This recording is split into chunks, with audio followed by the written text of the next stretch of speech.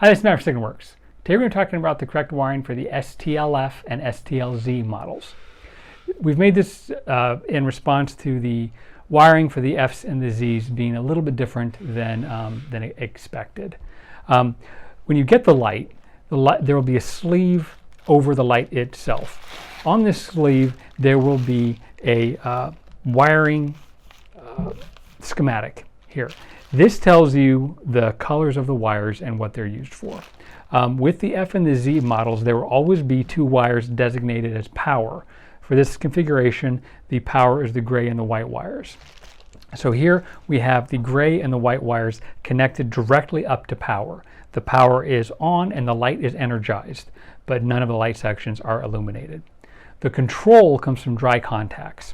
So with these models, there will always be a black wire and a yellow wire. The black wire is the steady common and the yellow wire is the flashing common. When you complete a dry contact between these common wires and the wire that controls the color needed on the light, then you'll get that functionality. So for example, if we connect the red wire to the flashing common,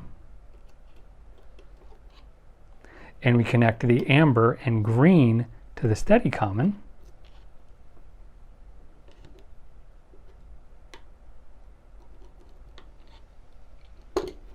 then we have the red light flashing and the amber and green light steady.